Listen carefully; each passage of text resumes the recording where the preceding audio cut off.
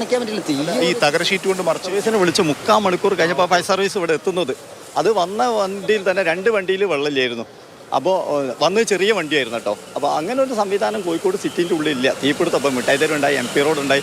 ഓരോ പ്രാവശ്യം തീപിടുത്തം ഉണ്ടാകുമ്പോൾ ഞങ്ങൾ പറയും പിന്നെ കച്ചവടക്കാർ, ഞാൻ ഇവിടുത്തെ വ്യാപാര വ്യവസായത്തിൻ്റെ മാവൂർ ട്രഷറും കൂടിയാണ്. ഞങ്ങൾ കച്ചവടക്കാർ പല ആവശ്യങ്ങളും ഇവരോട് പറയുന്ന സമയത്ത് ചെയ്യാന്നല്ലാണ്ട് ഇതുവരെ ഒന്ന് കരിപ്പൂർ എയർപോർട്ട് ഉണ്ടായ പോലത്തെ അതേ പോലത്തെ വണ്ടി നിർബന്ധമായിട്ട് കേരളത്തിലെ താഴെ കടയുള്ള ആൾ കൂടിയാണല്ലോ. അപ്പോൾ ഇതിൽ ഇങ്ങനത്തെ ഒരു പ്രശ്നമുണ്ട് എന്നുള്ളത് നിങ്ങൾ പരാതിപ്പെട്ടിരുന്നത്? ഞങ്ങൾ എന്തെങ്കിലും അനധികൃതമാണോ അല്ലെന്നുള്ളത് കോർപ്പറേഷൻ പറയണം. അനധികൃതമാണെങ്കിലാണല്ലോ കംപ്ലയിൻറ്റ് ചെയ്യേണ്ടത്. ഇതിന് വാടക ഉണ്ട് എന്നുള്ളതാണ് ഞങ്ങൾക്ക് അറിയുന്നത്. അതുകൊണ്ടെങ്കിൽ ഇത് അനധികൃതമായിട്ടാണ്. പക്ഷേ വാടക കൊടുത്തോണ്ടിരിക്കുന്ന സ്ഥലമാണ്. വാടക കൊടുത്തോണ്ടെങ്കിൽ ചെറിയൊരു വാടക കൊടുത്തുകൊണ്ടിരിക്കുന്നുണ്ട്. അത് ഇതിന്റെ പുറത്തേക്ക് എക്സ്റ്റെൻഡ് ചെയ്തിരിക്കുകയാണ്. അപ്പം സാധാരണ ഒരു വീടിന് പോലും അത് സമ്മതിക്കില്ല. അപ്പം ഇത് ഇങ്ങനെ അപകടമായ രീതിയിൽ ഉണ്ടാകുന്ന ഒരു പ്രശ്നമല്ലേ? ആ സ്ഥലത്തിന് അളന്നെങ്കിൽ അതിൻ്റെ ഒരു ചെറിയ വാടക നിശ്ചയിച്ചിട്ട് അതിന് കൊടുത്തുകൊണ്ടിരിക്കുന്നതെന്നാണ് എനിക്ക് കിട്ടിയ റിപ്പോർട്ട്. അപ്പോൾ ഞങ്ങളിവിടെ കച്ചവടക്കാർക്കൊക്കെ അത് അറിയുന്ന സാധ്യത തന്നെ. ഫയർ ആൻഡ് സേഫ്റ്റിയുടെ ഈ എക്യുപ്മെന്റ്സ് സാധനങ്ങളൊക്കെ ഒന്നുമില്ല. ഇവിടെ നമ്മൾ ഇത്രയും ആൾക്കാർ വന്നു പോകുന്നത് 10,000 ആൾക്കാർ വന്നു പോകുന്ന സ്ഥലവും ഈ ഇവിടെ 100 ചില്ലാണ് കച്ചവടക്കാരാണ്. ഞങ്ങൾ 100 ചില്ല, ഞാൻ ഇവിടുത്തെ ബസ് സ്റ്റാൻഡ് ഓണേഴ്സ് അസോസിയേഷനിലൊക്കെ ചെയ്താണ്. ഇവിടെ 100 ചില്ലാണ് കച്ചവടക്കാർ ഞങ്ങൾ ഇവിടെ ഉണ്ട്. പക്ഷേങ്കിൽ കോർപ്പറേഷൻ ഇവിടെ അഗ്നി സുരക്ഷ സംഭവം ഒന്നുമില്ല. ഒരു ഇതാണില്ല. ഒരു വെള്ളത്തിന് വരെ ഇവിടെ സൗകര്യമില്ല. ഫോക്കസ് മോളിലാണ് വെള്ളം എടുത്തത്. തൊട്ടടുത്ത് ഒരു പ്രൈവറ്റ് ബിൽഡിംഗിൽ നിന്ന് വെള്ളം എടുക്കേണ്ടി വന്നു. ഇവിടെ ഒരു വെള്ളത്തിൻ്റെ സംവിധാനമോ കച്ചവടക്കാർക്ക് ഒരു ബാത്റൂമോ ഒരു അഗ്നി സുരക്ഷാ സംവിധാനം ഒന്നും ഇവിടെ ഇല്ല. വാടക ഭീമമായ വാടക 46 ലക്ഷം റുപ്യൻ്റെ അടുത്ത് മാസം ഇവിടെ വാടക കൊടുത്തുകൊണ്ട് കച്ചവടക്കാരുടെ അടുത്ത് മാത്രം. എന്നിട്ടും ഇവിടെ ഒരു സുരക്ഷയും ഞങ്ങൾക്ക് കിട്ടില്ല. ഭാഗത്ത് മുഴുവൻ സീൽ ചെയ്ത രീതിയിലായിരുന്നു, ഭയങ്കര കവർ ചെയ്ത രീതിയിലായിരുന്നു ഉണ്ടായിരുന്നത്. അത് ഒരു AC ഒക്കെ പ്രവർത്തിക്കുന്ന ഷോപ്പാണ്. അപ്പോൾ അത് എന്തായിട്ട് ഓപ്പൺ ആക്കിയിട്ട് അപ്പം ആളുകളൊക്കെ പോയിട്ടുണ്ടെങ്കിൽ നമുക്ക് അറിയാൻ പറ്റും. ഫുള്ള് തുറന്നിട്ടിങ്ങനെ എന്തായിട്ട് AC വെക്കാൻ പറ്റൂലല്ലോ.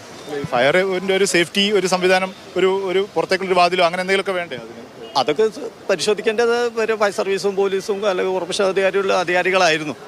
അപ്പോൾ അതുണ്ടായില്ല. കച്ചവടക്കാർ മാക്സിമം അവരുടെ സൗകര്യത്തിനനുസരിച്ച് ചെയ്യും. പക്ഷെ അത് തടയേണ്ടത് ഇവിടുത്തെ അധികാരികൾ തന്നെയായിരുന്നു. നിങ്ങളിവിടെ എത്ര വർഷമായി? ഞാൻ 30 വർഷമായിട്ട് ഇവിടെ കച്ചവടം ചെയ്യുന്ന ആളാണ്.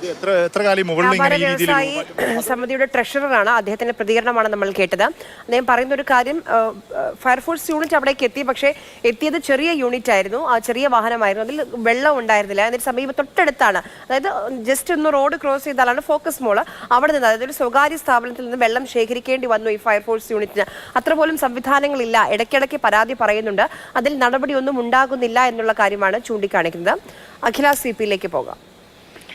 അഖില, ഇപ്പോൾ സമാധാനത്തിന്റെ പുലരിലേക്കാണ് നമ്മൾ ഉണർന്നെഴുന്നേറ്റത്. കാരണം ആശങ്കയുടെ മണിക്കൂറുകളായിരുന്നു കഴിഞ്ഞു പോയത്. ഇപ്പോൾ അവിടുത്തെ ഒരു സ്ഥിതി എന്താണ്? ആളുകളുടെ പ്രതികരണമൊക്കെ എങ്ങനെയാണ്?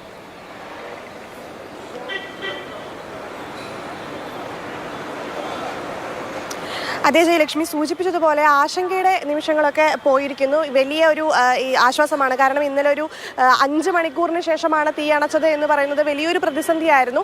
പക്ഷേ ഇപ്പോൾ തീ നിയന്ത്രണ വിധേയമായിരിക്കുന്നു. എങ്കിലും ഞാൻ ഇന്നലെ കെട്ടിടത്തിൻ്റെ മുകളിലായിരുന്നപ്പോൾ നമ്മൾ തീ നിയന്ത്രണ വിധേയമാണ് എന്നെല്ലാം പറയുമ്പോഴും കെട്ടിടത്തിൻ്റെ മുകളിൽ നിന്ന് ഉള്ളിലേക്ക് വ്യക്തമായി കാണാമായിരുന്നു. ആ സമയത്ത് തന്നെ തീ ആളുന്ന തരത്തിലുള്ള സ്ഥിതിയൊക്കെ ഉണ്ടായിരുന്നു. എങ്കിലും തീ നിയന്ത്രണ വിധേയമായിരുന്നു ഏറെക്കുറെ ഒരു 10 മണിക്ക് ശേഷം എന്ന് വേണമെങ്കിൽ പറയാം.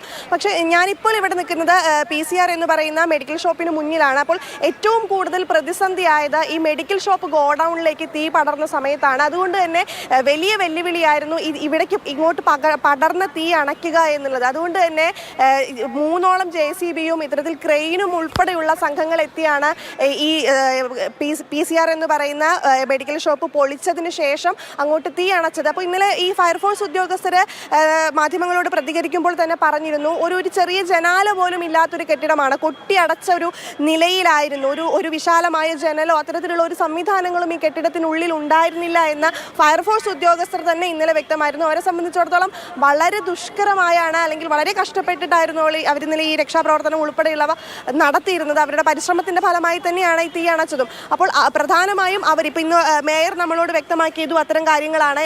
എന്തെങ്കിലും അനധികൃതമായിട്ടുള്ള നിർമ്മാണം മുഹമ്മദ് ഷഹീദും ഫെലിക്സും ഇംതിയാസ് കരീമുമാണ് ഇതുവരെ നമുക്ക് വാർത്തയും അവിടെ നിന്നുള്ള തത്സമയ ദൃശ്യങ്ങളും നമ്മളിലേക്ക് എത്തിച്ചത്. ഇപ്പം നേരത്തെ മേയർ ബീന ഫിലിപ്പ് പറഞ്ഞൊരു കാര്യമുണ്ട്, ഇനി എല്ലാ സ്ഥാപനങ്ങളിലും ഇനി എല്ലാ കടകളിലും ഫയർ ഓഡിറ്റിംഗ് നടത്തുമെന്ന്. അത് ഇങ്ങനെ ഒരു അപകടം ഉണ്ടാകുമ്പോൾ അല്ല നടത്തേണ്ടത്. കോർപ്പറേഷന് കൃത്യമായ ഉത്തരവാദിത്തമുണ്ട്.